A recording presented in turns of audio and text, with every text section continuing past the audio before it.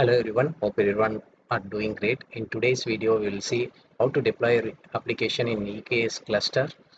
First, we'll start with how to create a cluster in EKS, and later we'll see how to create a worker nodes in the node groups to check the status of your running application within the paths. Okay, without delay, we'll start with creating the EKS cluster inside EKS. First we need to go to EKS, okay, and then add cluster and just click on create cluster and enter the name of the cluster. In this example, I'll create the name of the cluster as demo cluster.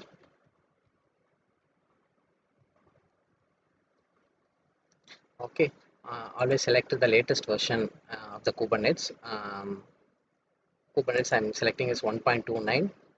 Here the cluster service role. In my case, is already an EKS cluster role have been created. If not, you need to create an cluster role in IAM. And this detailed guide will help you to the steps how to create the IAM role. Okay, and without further modification, click on next. Here in networking settings, you need to select the VPC default settings. Okay, once you selected, it will select the subnets. Okay, and then here cluster endpoint I'm making as a public because this is a demo cluster. Okay, if you want to run for internal application, you can make it as a private. Clicking on next. Okay, this control panel logging, this for the study purpose we can enable all the logs, enable all the logs. Okay, click on next. Okay, this default add-ons. Okay, some pre default add-ons have already been installed. Just click on next. Okay, this is the review page. Click on next. Just review the settings whatever you given, demo cluster and Kubernetes version. Just review it once and click on create cluster. It will take a few minutes to create a cluster. Once a cluster has been created, the status will be in the active stage. Now it is in creating stage. Now status will be turned up into an active stage. Status have been changed from creating to active. Once the demo cluster have been created, we need to create a node groups. Basically, we need to create a worker nodes in order to run your application inside the parts. Go to node groups, click on add node group. Okay, here I'm naming the node group as a demo node group. Okay, we need to create a IAM role. Okay, I created one IAM role which is our EMR EC2 access. Okay, you need to basically this documentation is not much clear, so go to the IAM role. As you see in the screen, go to the IAM role, click on roles, and create a new role. In your case, in that I already created EMR EC2 access. Just click on that role. Okay, and then you need to attach mainly these four policies. One is you need to go to add permissions, click on attach policies. These are the AWS managed policies. Basically, you need to attach these four policies in order to create a node group. One is Amazon EC2 container register read only policy, and EKS CNI policy, and EKS worker node policy, and EMR read only access policy. You can also add this CloudWatch agent admin and server policies in order if you want to see any logs as well. Once you attach these policies and create the role, you need to attach that particular role. Just refresh this icon and click on attach the role EMR EC2 access. Once you've done that, go to next page. And here you need to mention the hardware configurations. In my case, we'll take ARM Linux to ARM. Capacity type is on demand.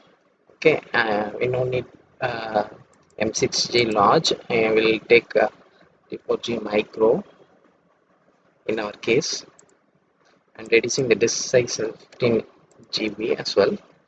These are basically a scaling capacity. You can increase the node if you require. Click on next. Okay, this is basically subnet. We have two subnets. Okay, on next, just review the whatever settings you are given, like name of the node group. Okay, and the scaling capacity and the hardware configuration which you have selected. Okay, and then click on create. It will take a few minutes to create a node group, and the status should be changed from creating to active. The demo node group, the status have been changed from creating to active. Now we need to connect with this cluster. We'll be connecting this with the cluster through KAPI. We have a command line interface tool, which is called it as a kubectl. Using that kubectl, we'll be connecting with the cluster. In order to deploy the application, we'll be using the worker nodes. First, we'll see on how to connect with this EKS cluster. Now, what I will do is we have a command called AWS EKS region US East 1 update kube config. Basically, this kube config is nothing but your configuration file will be residing in your local environment, which is an interface between your kubectl as well as cluster, which is hosted on the AWS console. Okay. Now we need to change the cluster name with the name cluster name we have created now. Okay, the cluster name is a demo cluster, right? Okay, I will replace this with a demo cluster.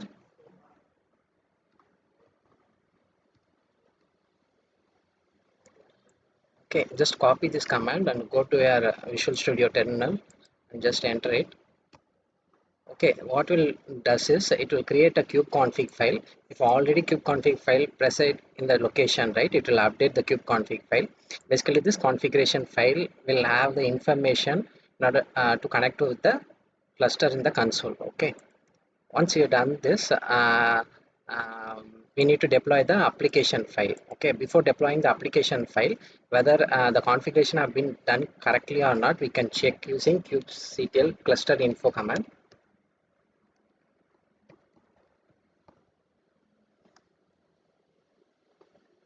Okay, this will give you the information on the control panel, whether the control panel is running correctly in your local environment. It will give you the endpoint details. Okay, okay, must be logged into the server. Okay, it's showing some errors. Let me check. We have got some issues with connecting to the server, right? Basically, we need to configure the AWS configure command. We need to enter the secret token as well as access tokens. Okay. Once you're done, that error will go off. Now we can check whether cluster have been configured correctly or not using kubectl cluster info command.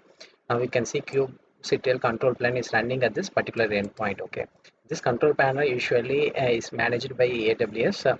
So we don't have any control access over this control plane. It is completely managed by AWS. Okay. Now we have one YAML file, which is basically a Postgres database deployment YAML file.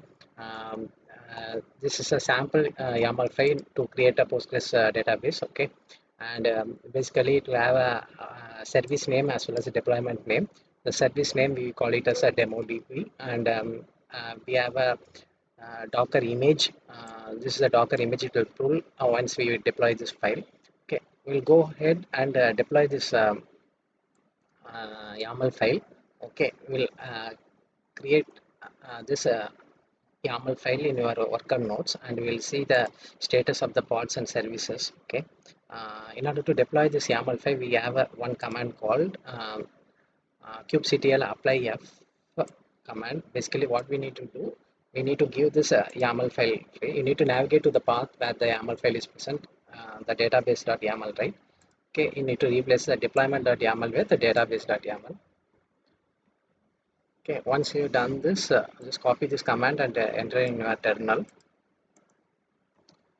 Okay, what we basically do, basically this kubectl command will deploy this YAML file in your cluster database. Okay, basically it will deploy in your worker nodes inside your cluster.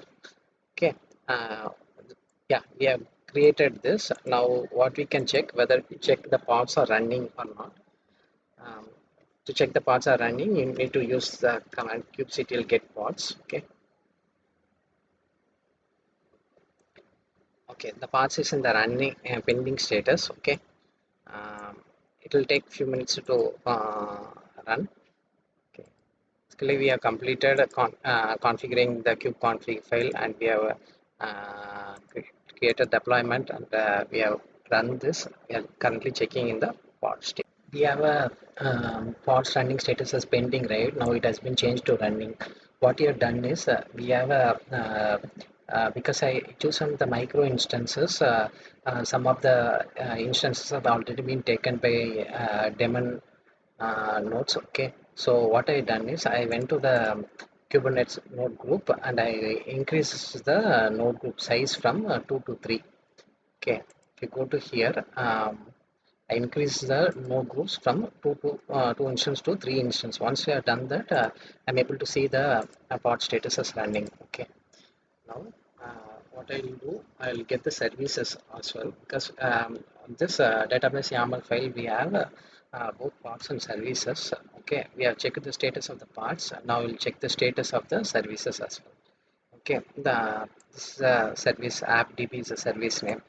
Okay, this way we can easily install kubectl application in your EKS cluster. Okay, in order to delete this, basically you need to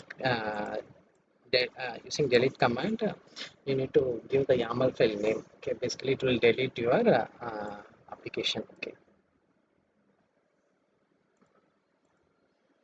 okay. Once you give the delete the database YAML, okay, it will also delete internally the services as well as the pods. If you check these services, we don't have any services running because we already deleted that YAML, right? It will have only a Kubernetes cluster IP. Okay, and similarly, if you check the pod status also, we don't have anything. Okay, that's all, guys. Hope you find it useful for your learning purpose. I will put this database YAML in my GitHub source code repository, and also I will create a blog post on the same. I will attach this video on the blog post. Just learn and practice. Thanks everyone for your time.